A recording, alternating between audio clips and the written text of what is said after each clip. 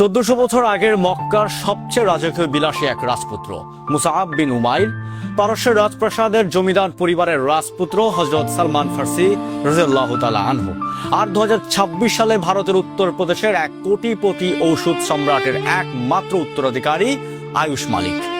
আপাত দৃষ্টিতে এই তিন যুবকের মধ্যে কোনো মিল নেই। তাদের যুগ আলাদা, ভাষা আলাদা, রক্ত আলাদা, কিন্তু প্রকৃতির এক অদ্ভুত আর রহস্যময় বুলপ্রিন্টে এই তিনজন মানুষের নিয়তি এমন এক বিন্দুতে এসে মিলে গেছে যা আজ পুরো ভারতবর্ষ থেকে এপার বাংলাকে স্তব্ধ করে দিয়েছে। মক্কার সেই বিলাসী যুবকের সুগন্ধি আতরের ঘ্রাণ বাতাসে মিলিয়ে যাওয়ার আগেই তার রাজকীয় পোশাক কেড়ে নেওয়া হয়েছিল। পারস্যের সেই রাজপুত্রকে এক রাতে সবকিছু হারিয়ে দাস হিসাবে বিক্রি হতে হয়েছিল মদিনার বাজারে।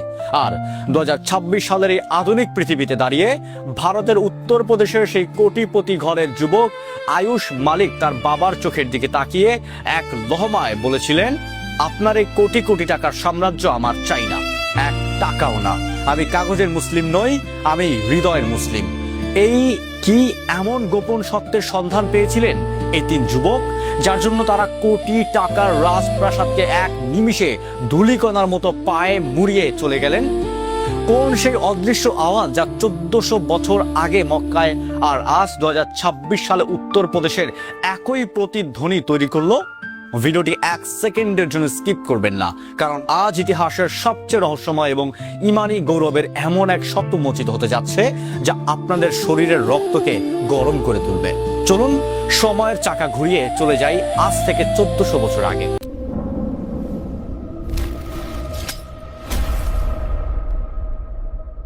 মক্কার অলিগলি সুবাসিত হতো যার গায়ের আতরের সুবাসে।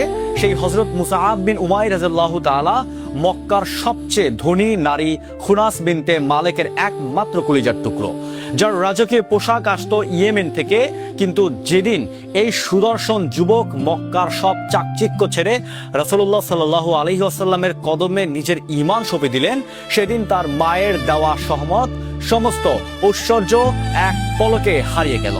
মা তাকে অন্ধকার ঘরে বন্দী করলেন, খালি গায়ে বাড়ি থেকে বের করে দিলেন। উহুদের ময়দানে যখন তিনি শহীদ হলেন, তখন আল্লাহর এই সিংহকে দেহ ঢাকার মতো পর্যাপ্ত কাপড়টুকুও ছিল না। মাথা ঢাকলে পাও মুক্ত হয়ে যাচ্ছিল, পা ঢাকলে মাথা।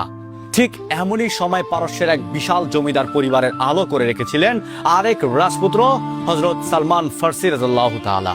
বাবা তাকে এত ভালোবাসতেন যে রাজপ্রাসাদের বাইরে যেতে দিতেন না, কিন্তু অন্তরে ছিল সত্য জানার তীব্র ব্যাকুলতা।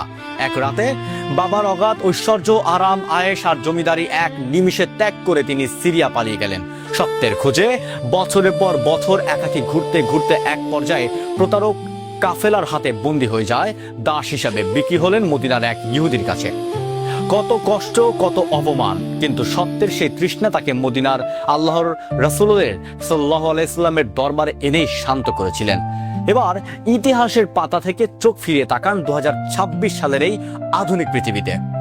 যুগ বদলেছে, মানুষের প্রযুক্তি আর বাহ্যিক চাকচিক্য বদলেছে, কিন্তু আল্লাহর উপর খাঁটি বিশ্বাসের তেজ মূর্ত হয়েছে একই রূপে। ভারতের উত্তরপ্রদেশের যুবক আয়ুষ মালিক, যিনি সত্যের আলো পেয়ে আজ মোহাম্মদ আলী, যার জীবনের সাথে এই দুই মহান সাহাবীর জীবনের আত্মিক মিল দেখে আজ পুরো উম্মাহ স্তব্ধ।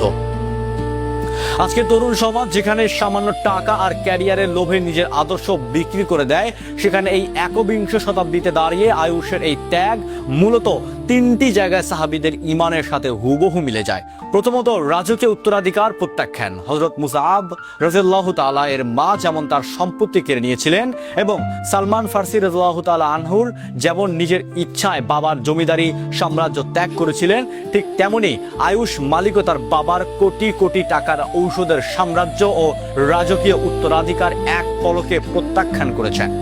তিনি প্রমাণ করেছেন ঈমানের দামের কাছে কোটি টাকার সাম্রাজ্য ধূলিকণার চেয়েও তুচ্ছ।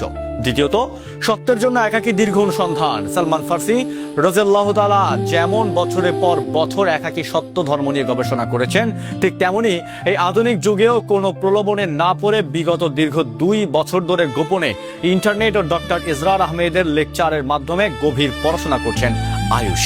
সত্যকে হুট করে নয়, অন্তরে গভীর উপলব্ধি করে গ্রহণ করতে হয়। তৃতীয়ত, আধার কার্ডের মুসলিম বনাম হৃদয়ের মুসলিম।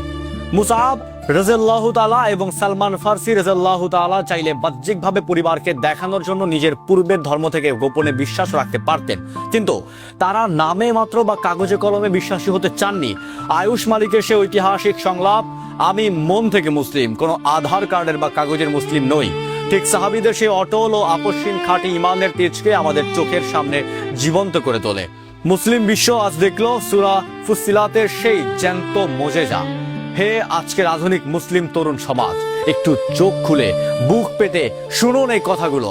আজ আমরা যারা জন্মসূত্রে মুসলিম, আমাদের আধার কার্ডে, ভোটার আইডি কার্ড কিংবা পাসপোর্টে হয়তো মুসলিম লেখা আছে, কিন্তু আমাদের অন্তরে কি সেই ইমানের লেশমাত্র আছে?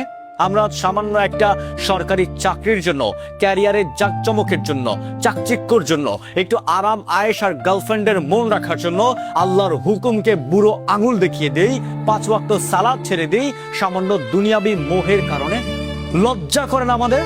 একবার তাকিয়ে দেখুন ভারতের উত্তরপ্রদেশের আয়ুষ মালিকের দিকে, যার সামনে ছিল কোটি কোটি টাকার ঔষধের সাম্রাজ্য, রাজপ্রাসাদ, বিলাসবহুল জীবন, অথচ সে সব কিছুকে এক বিন্দু ইমানের জন্য ধূলিকণার মতো ছুঁড়ে ফেলে দিতে পেরেছে। কারণ সে বুঝতে পেরেছে দুনিয়া ক্ষণস্থায়ী আর পরকাল চিরস্থায়ী। আমরা কি তবে শুধু কাগজের মুসলিম হয়েই মরতে চাই? আমাদের ইসলাম কি শুধু বাপের দেওয়া নামের মধ্যে সীমাবদ্ধ থাকবে? যদি আপনার ধমনীতে এক ফোঁটা ইমানের রক্ত থেকে থাকে, তবে আজই নিজের জীবনকে পরিবর্তন করার সিদ্ধান্ত নিন। দুনিয়ার এই ঠুনকো মোহ আপনাকে জান্নাত এনে দিতে পারবে না। আসল বীরত্ব দুনিয়ার গোলামি করা নয়, আসল বীরত্ব হলো আল্লাহর দরবারে মুসআব, সালমান ফার্সি কিংবা এই যুগের মোহাম্মদ আলীর মতো খাঁটি ইমানদার হয়ে নিজের আত্মাকে সঁপে দেওয়া। বন্ধুরা, আজকের মুসআব পারস্যের সালমান ফার্সি আর ভারতের উত্তরপ্রদেশের এই বীর যুবক মোহাম্মদ আলী, এই সর্বোচ্চ ত্যাগ নিয়ে আপনাদের অনুভূতি কি? আমাদের আসল সাফল্য কি আসলেই এই ক্ষণস্থায়ী দুনিয়াকে, নাকি চিরস্থায়ী পরকালে? আজকের মতো এখানেই শেষ করছি, তবে যাচ্ছি না। খুব শীঘ্রই ফিরছি নতুন কোনো ঘটনা থেকে শিক্ষার বার্তা ছড়ে দিতে। কারণ বাস্তব ঘটনা, তিক্ত সত্য, সমাজের অসঙ্গতি, অন্যায় ও অসভ্যতা সবকিছু তুলে ধরি একটাই উদ্দেশ্যে, সচেতনতার জন্য, পরিবর্তনের জন্য। আসুন সচেতন হই, পরিবর্তন হই। ধন্যবাদ। আসসালামু আলাইকুম।